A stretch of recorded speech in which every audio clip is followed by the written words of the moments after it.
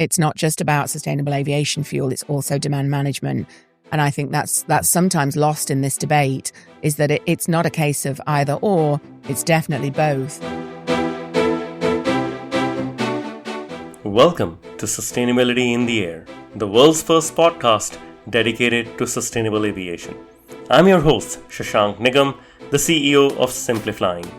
On this show, I speak with aviation leaders, innovators, and policymakers driving real action, separating the signal from the noise to spotlight what's truly moving the industry forward.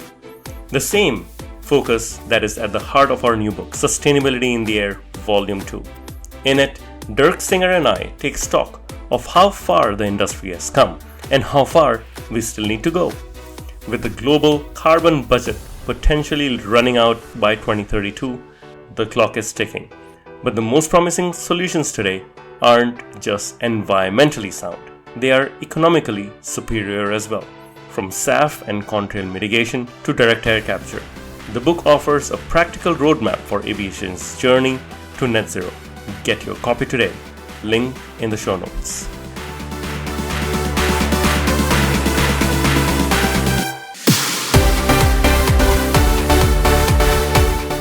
My guest today is Julia Fidler. Julia has been leading sustainability, energy, and connectivity at Microsoft. In her last 18 years at Microsoft, she has really led the industry from the front when it comes to Scope 3 strategic partnerships, having encouraged the likes of 12 as well as Dimensional Energy and partnering with airlines around the world from Alaska Airlines to IAG. Julia has led the way in which Scope 3 partnerships can be done with airlines, with fuel suppliers. In her upcoming role as the head of the RSB Roundtables for Sustainable Biomaterials, Julia aims to continue this work and enhance the uptake of sustainable aviation fuels and biomaterials in this case globally, not just at Microsoft. I hope you enjoyed this conversation that took me almost 2 years to record. Julia, it is fantastic to finally have you on the podcast. I think you're the second longest it's taken me to get on the Who was the first? I think Diana from Alaska was over a year. Okay. But glad to finally have you here. You've, of course, led sustainability at Microsoft in travel vertical for the last 5 years or so. How did you get started on that? Yeah, well, thanks for having me and being patient in getting me to join you here. You're right. I have led the sustainable aviation fuel work for sure since we started. And background being that my history is within the corporate travel space, within travel. I always used to describe myself as a travel person, that if you'd cut me through like a piece of rock, I would have been travel throughout. And I guess, like many people, I came to an age where I started to realize the implications of that. And I was really fortunate that within Microsoft, I've always been able to evolve the work that I've done to align with what makes sense for the company, but also what I'm interested in. And so when I was within the travel team, I had the chance to start to explore sustainability. And in fact, it was a combination of personal interest. And I was doing work at the time that was around the voice of the employee. And the voice of the employee was saying that they cared about sustainability. So the two things kind of came together perfectly. And I could justifiably say, look, this is something I want to explore. I had the chance to work together with an amazing lady called Elizabeth Wilmot. She was within the sustainability team, and she made it really accessible for me to learn about carbon. She really made the goals that Microsoft had at that time, which were not even as ambitious as they are now, but really accessible to me and to understand what was my role in helping us achieve those goals. And I started to explore, well, what are the solutions for sustainability? You know, for years, as travel people, we talk about reducing travel because it's all about cost. And we've, for many years, been reporting on emissions for travel. And again, you talk about those emissions coming down, but frequently because people have been managing cost. And so I really didn't know of that many solutions and really didn't understand so much about decarbonisation at that time. And really that root of the problem being fossil usage. And so I started to explore and learn Elizabeth helped me along that way by introducing me to the likes of RSB, to the likes of RMI and EDF, Energy Defence Fund, Environmental Defence Fund, sorry. And those were the sort of thought partners that I got to learn from in the early days. And she said, look, I've had this information through from KLM. They're talking about this sustainable aviation fuel. So I don't even know if it was called that at that time. I think it was just a biofuels solution. And so we should look at that and see if there's something that we could do. And she just had that open mindset that I could then partner with. We had what was called the Sustainability Grant Program within Microsoft at that time, linked to the carbon fee that Microsoft has still and is one of the most important program elements. We could talk about that later. But it at that time enabled me to explore this work and get funding to do the exploration, to try and find out what was feasible, what were the risks. And the people that I met at that time are still people that I work really closely with today because they're really trusted advisors who guided me through that work to say, okay, if you're going to do this, this is how you do it right. These are the risks you need to be aware of. Right. This is not an easy space to work in. This is not a new space. Even 5 years ago, there was a lot of history to learn about.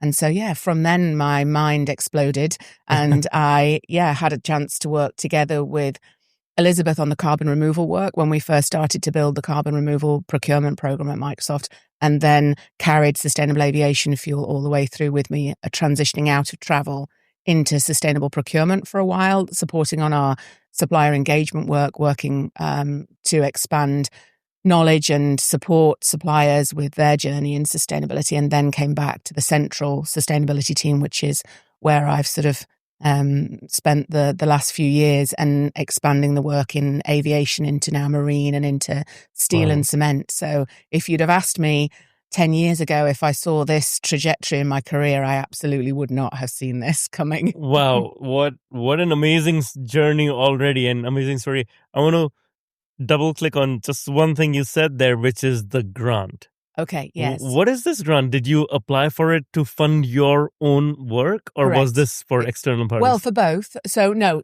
so sorry, it is for external. It was there for us to pitch internally to then be able to secure funding to use externally. And so it was a way to be able to access if you needed, say, consulting advice or a partnership work that you wanted to do with the likes of RSB, to be able to then do procurement at that time. So the grant program, it was really appropriate. It was like seed funding, you could say. Right. For internal projects. Exactly. Internal projects. Very, very interesting. Now, you of course mentioned how travel was part of the entire carbon equation at Microsoft. This is specifically Scope 3, right? Why was Scope 3 interesting and important? And perhaps for our listeners, if we can just differentiate between the 1, 2, and 3 and why it mattered. Sure. So typically, Scope 1 emissions are those that a company's really directly responsible for. So you could say that it's the fleet that maybe takes your employees around the campus, or it might be the generators, or might be the fuel that's used to operate the kitchens, for example. So there's a number of things that a company really has direct responsibility for. Scope 2 is the energy then that they would use, electricity. And Scope 3 is really anything else. And for Microsoft, around 98% of our emissions are Scope 3. So that's really all of the goods and services, all of the products that you buy, anything else that you buy from other people. And typically in the past, travel was one of the categories that could be managed and measured somewhat. Certainly the measurement piece was feasible because travel agencies could provide you with reports to show you how far you'd travelled, which class you'd travelled in, for example. And all of those data points meant that it was feasible to say, yes, I can somewhat control travel, even though I don't directly choose the fuel that's burned, which is obviously what we get to now. But in the early days, Microsoft had commitments and even collected a carbon fee on our Scope 1, 2, and Scope 3.6, as it's described, which is the business travel piece. 3.6, okay. So it was really interesting to think that's where the origin was. And in a way, that's really the reason why I could do this work, because typically if you look at a company like Microsoft, the majority of our emissions are not in business travel. It's a relatively small portion in in context, it's still a large number, but it's small in comparison to some of the other areas. But because it was one of the earliest ones to be measured, it meant it's the one that you could start to manage. This is really good. What gets measured gets done, right? 100%. This is the perfect example. So you're saying there are multiple areas, and I'm guessing these days that would be AI data centers, for example. And you're saying business travel is not a large part, but just one that's measured well. Well, it's not a large part for Microsoft. When you look at our inventory, how it's listed, business travel is a 3.6 category. But actually at the heart of it, the reason why I've been able to do this work is because it's within everything that we do. Right. There's really nothing that we buy that doesn't have some type of transportation connected to it. So whether it's employees or whether it's logistics, you're moving either people or goods at some point in time. And so fuel is at the core of that. And so that's, I think, conceptually how I always positioned the justification for us doing this work is that we need to solve this problem, not just for Microsoft, but if you want to solve that big 90+% scope 3 problem, you're going to find this at the core of it as one of the, as it's described, hard-to-abate sectors that we need to address. And so if we can work on solving that problem, then you scale that to solve a much bigger problem. And that's really how I've been able to justify, and fortunately how it was seen within Microsoft as a valid area for us to work in. So how do you measure travel emissions? Well, I mean, different companies do it in different ways, and I think it's evolving, fortunately, at the moment. I mean, typically they do take the reporting from travel agencies that tell us where we've flown from and to and what class, and many companies use the UK measurement, actually. So even as a big American company, you'll find many of them using that. So the DEFRA calculation, it's just a methodology, and it's very generic. It takes sometimes a generic view on what the aircraft is and what the emissions might have been and what the fuel was used. But I think we're seeing now far more solutions coming through that are much more accurate to be able to differentiate between airlines, airports, routes, and aircraft. And I think that's the future of measurement of travel emissions. You talked about SAF. SAF, of course, sustainable aviation fuels are important. In particular, in our new book, we actually highlight the Alaska 12 and Microsoft partnership. I think that's industry leading on how some of these projects can be funded. And tell us a little about how did that come through? What was the thought process behind it? How did it come to life? So Microsoft had invested in 12 a number of years ago, and they'd seen the potential that 12 and that technology had to scale across a variety of different products, not just aviation, but also in materials. So this is before carbon. Alaska and IAG came on board. Correct. Yeah. And so I had the opportunity to meet with Nicholas and to learn about the work that the team was doing. And having come from the work that I was doing, or maybe even at the same time as working on carbon removal, for me, this felt super obvious that I knew there was a feedstock challenge for SAF. I knew that utilizing carbon made complete sense. And I knew that scaling that technology, whether it was for carbon utilization or for what's called sequestration or the storage of carbon, like the two things need the same technology. And so if these things can be complementary, then for me, that made sense for scale. And so I managed to think through what would a partnership approach look like that we could support 12 on the aviation fuel front, and who would we need to work with.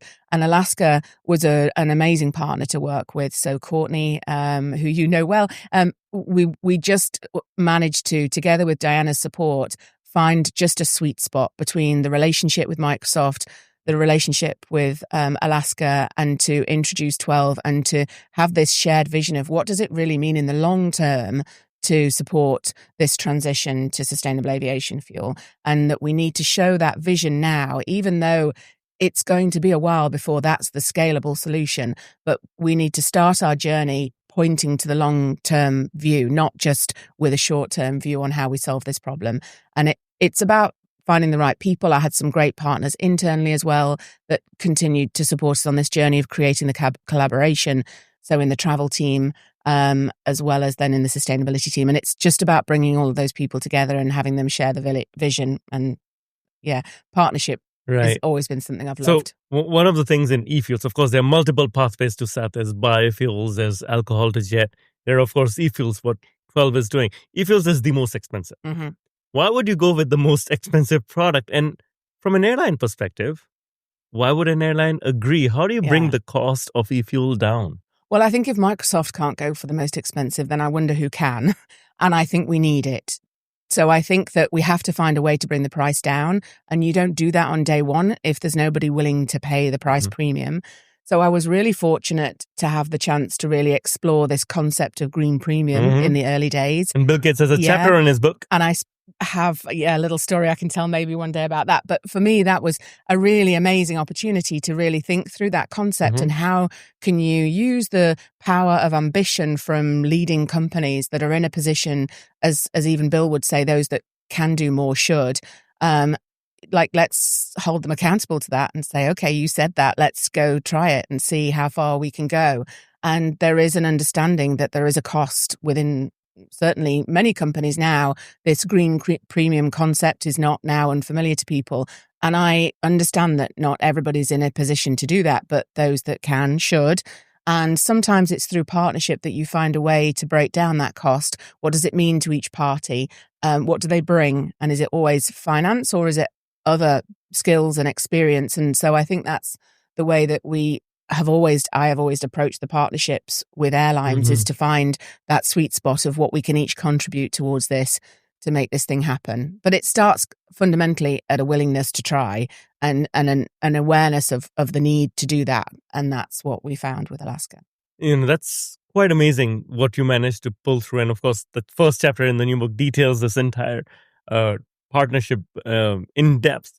Now, one of the things I'm seeing these days is airlines, when they speak to SAF providers, they just want Jet A pricing. They was like, match the price and you have a deal. But e-fuel providers say, guess what? It's a completely different pathway, completely different cost. We cannot match the price. And at that point, we need someone like a Microsoft. Yes.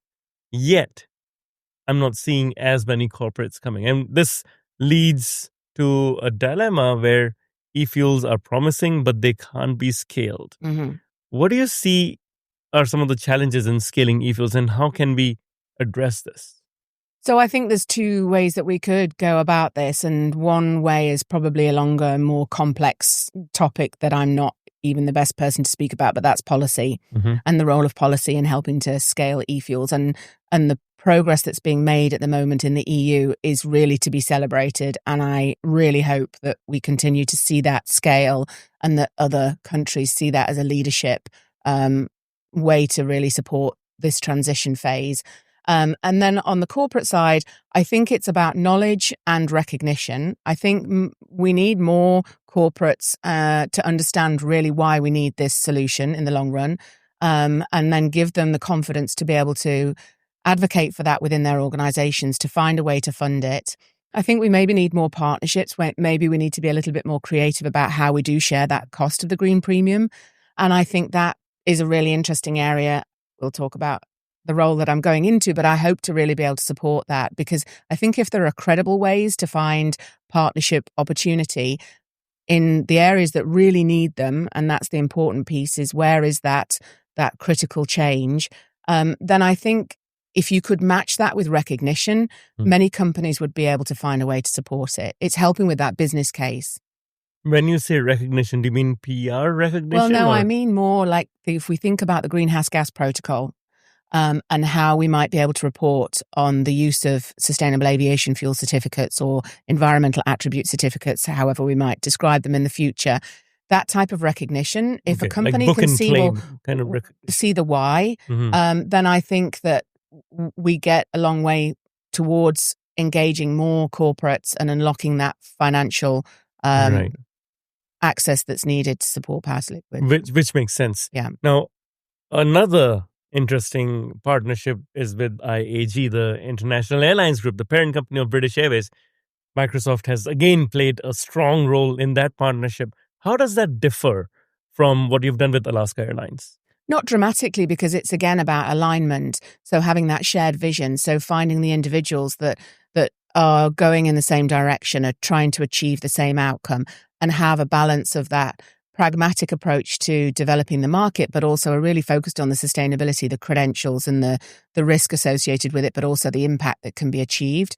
And so I think in both those two groups, I found that partnership opportunity. The relationship was built on trust, and then we could explore things that are hard to do. We've just recently announced an agreement together with Chooose where we make SAF available to our suppliers. That wouldn't have happened without individuals like Aaron Robinson that can really work collaboratively and innovatively, and you can bring difficult things to them and they won't say no. And having that consistency of those relationships has been really crucial to building trust and then getting us to the same partnership, but just different approaches to how we've worked together. So I'm familiar with Chooose powering the booking path offers for SAF. How does Chooose come in here? So Chooose is a platform that's been made available now to Microsoft suppliers. We've been able to advance our work with our suppliers to say, not only do we expect them to buy renewable energy, but we also now ask them to buy sustainable aviation fuel, which is an incredible achievement for a company now to get to that level of maturity.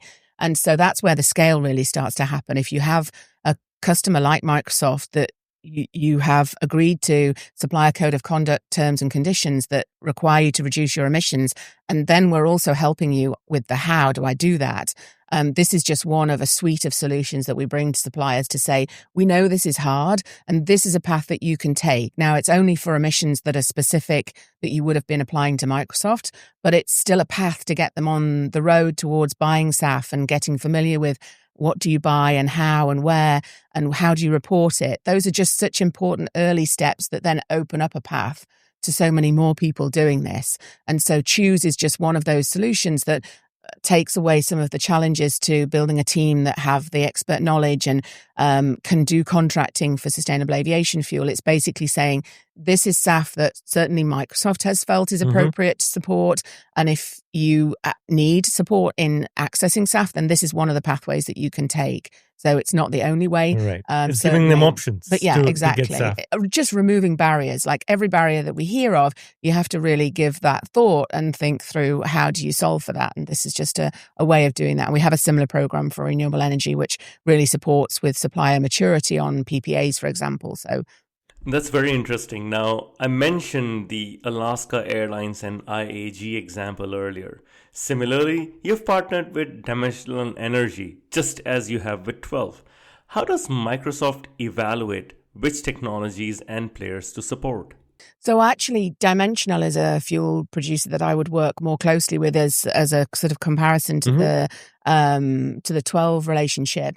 And I would just say generally, so what Microsoft has done in the past is looked at this problem of scaling markets in both an invest and a procure way. And so we've looked at investment opportunities and thought through what's the most feasible way to support on the procurement side. And that actually has continued to evolve and is now even closer in its connection within Microsoft today. And so I think that we look at the typical things that those who invest consider: long-term viability, but we also then think about the impact that can be had. So is there a catalytic change component to what this technology is doing, what this approach is bringing, and therefore is how important that is to unlocking other pathways. So I'd say that's the unique part, that Microsoft has the ability to look beyond traditional financial investment and say, what does this mean to scale a market? That means that these solutions will be available at scale for all of our suppliers and for those outside of Microsoft to access in the future. Very interesting. And I love how you've gone across the SAF spectrum, across continents. Microsoft is also one of the biggest buyers of carbon removal credits.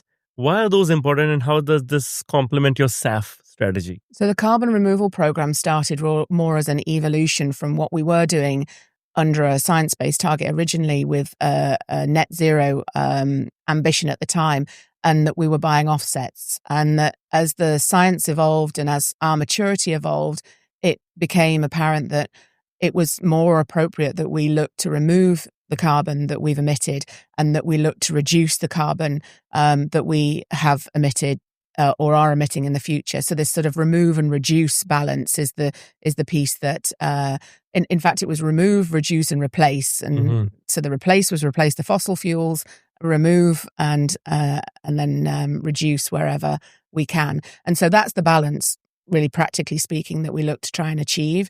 And similar to SAF, the carbon removal market, when we first started, was really immature. And so we saw a role for Microsoft to be able to stimulate that market. And so you see that now even beyond then carbon removal and sustainable aviation fuel to some of our recent announcements in steel and cement. And so these categories of emission, hard-to-abate sectors all need interventions. And so the same approach that we've taken can scale across those sectors. You mentioned when we started, this was led by employee demand. Now that you've done so many of these initiatives, how do you engage and inform the employees at Microsoft, which is a very large number, that you're doing this? And what's the feedback and engagement loop like? I mean, I think we have to continue to work on that. And I wouldn't say there's a perfect answer, because it's a large and constantly evolving employee base where their priorities are shifting. What they're hearing and what's important to them is constantly shifting. And so, I mean, when we first started, that employee listening piece was really important. And we heard both people that were really engaged and wanted to know what Microsoft was doing. We also heard from people that they were not interested. So you have to understand that not all employees feel the same way and try and meet them somewhat where they're at. So we've definitely used tools to try and engage employees. So when they go to book travel, they get to see about some of the partnerships with Alaska and IAG and other airlines that we work with. And so those that are interested get to see it and can go and find out more. Those that are not as interested, they still get to see it. And we use, automation on some of the emails that are more personalized and triggered and relevant, and that, using best practice in engagement, which came from our voice of the customer work, really. How do you engage your customers? Kind of taking a lot of those principles. And then we have a really active sustainability connected community at Microsoft, which has hundreds of employees that join regular calls where we'll bring subject matter experts to talk to them about the work that we're doing, etc. And so I think that the work that our Chief Sustainability Officer does, both externally and internally, her voice, is really important to ensure that employees understand the credibility of the work that goes on in our team, how much we listen, and the work that we do, how that scales beyond Microsoft or, our own boundaries. Right. Staying on employees, how do you actually balance the business travel needs of Microsoft employees versus, the trend around working from home and now all back at work? How does that all tie in together? Yeah, I mean, I think that's going to be a challenge certainly going forward, is how to make sure that our emissions don't go way beyond what we were able to achieve during COVID. I mean, that was the proof point, wasn't it, that we can still do business without getting on a plane. And so it's making sure that we don't forget those lessons and that we do balance. It's not just about sustainable aviation fuel, it's also demand management. And I think that's sometimes lost in this debate, is that it's not a case of either or, it's definitely both. And that continual awareness of the impact and do we need to travel. So I think that the employee engagement piece is really relevant to that they see that this is not just about trying to find solutions to address the emissions from when you do travel, but also supporting those that don't maybe need to travel as often. But I think face-to-face engagement, it's definitely always been important. And, we're here together. People will travel. So that's where the balance comes. But we tagged on this interview to your existing trip. 100%. You did not make this trip or fly in for that matter. You probably took an electric train from the Peak District to come see me in London.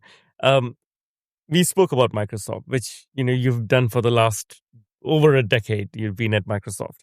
Now, of course, you're moving into your new role at the RSB.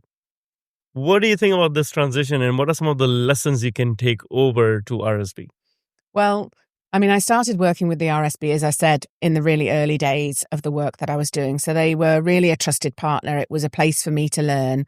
The first meeting that I went to of the RSB, I felt incredibly welcome at that time. And I felt that it was a safe place to learn. I could ask the questions. I could understand some of the challenges. And I could see how they navigated some of the complexities of some of those issues. When we think about feedstock, there are really variable opinions on feedstocks. And so how do you get to a point of conclusion if there's a decision to be made?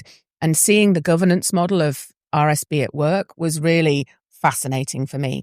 So I built a trust and an appreciation of standards, of convening, of governance from an end user's perspective, when you're entering into some of these agreements, they come with risk, definitely reputational risk. And so how do you address that? I think that love that I had for the work that RSB was doing and how that could help me in the work I was doing at Microsoft, I really want to share that with other people so that as they're stepping into this journey and they recognize the risks, they know that there are people to go to for support, guidance, and that there are standards that they can rely on. There's certification they can rely on that gives them assurance that what they're doing has the positive impact that they'd intended. We've, of course, had Eleanor Schmidt. Previously on the podcast and incredibly impressed by her work. What will you be doing differently going forward? Yeah, I mean, that's a great question because Eleanor's shoes are not shoes. She's an institution. Yeah, 100%. And I'm so glad that she's still staying with the RSB. I mean, that's a big part of certainly my comfort level of being able to step into that organization. But I think I bring a corporate perspective as to how I've appreciated RSB that I really want to share with others. I want to share it with the RSB team so that they know that their work was so pivotal in helping me achieve what I've been able to do at Microsoft and to make that accessible to other people. So I hope I can bring 18 years of life at Microsoft, which is, it's significant, the lessons learned from that time into an organization like RSB to help it scale to this next stage of work that it's going to achieve, and to build on the recognition that they've already achieved on the value of standards and governance, of convening, of the round table element of what they do, how they do bring people together to get to clear outcomes and to help other professionals in the sustainability space especially, but, throughout these transitions that are occurring in front of our eyes at this point in time, to have guidance and a North Star that they can consider what good looks like with a really balanced view. Right. Well, I think the most critical part is going to be how you can scale what Microsoft did to other large corporates, scope 3 yes. Industry, if you think about it.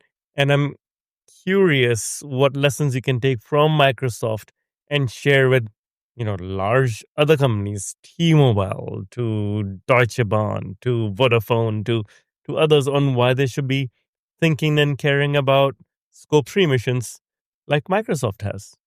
Well, I mean, I think there are many tools in the toolbox that I've built over the years that I hope to be able to share. And certainly building that business case is going to be critical. But there are many companies that have already built that business case. They have already set targets, and now they just need to know how to achieve those. And I think that's one of the things we need to do now is to use the work that Microsoft and others that are leading in this space as shining examples to say, don't walk away from those commitments and say that it's because they're not achievable, because I don't believe that's true. They are achievable. I mean, we may not hit them all on a perfect date. Let's say it's a 2030 deadline as Microsoft has a commitment. But if we don't try, we'll never hit them, that's for sure. So it's really important to show and highlight examples of achievements that have been made by those leading organizations that are working in this space, and to use that as case studies to help to navigate this challenging space of not making the commitments, but to really uphold those commitments and to make them feasible. I think that is very important work that you will be doing going forward. I think we need more corporates to step up to reduce, potentially eliminate the green premium, because we need these technologies to scale. And let's be honest, I don't think a lot of airlines have the books to support this premium, and somebody needs to come in and bridge that gap. And kudos to Microsoft for taking that first step and leading the way. And I think a lot of other companies can now as well. And with your work at RSB going forward, I'm really looking forward to what is next from that perspective. Now, the final part of this interview is what we call the rapid fire round, in which we get to know Julia a bit more personally. And we'll start with something simple. What's your favorite airline?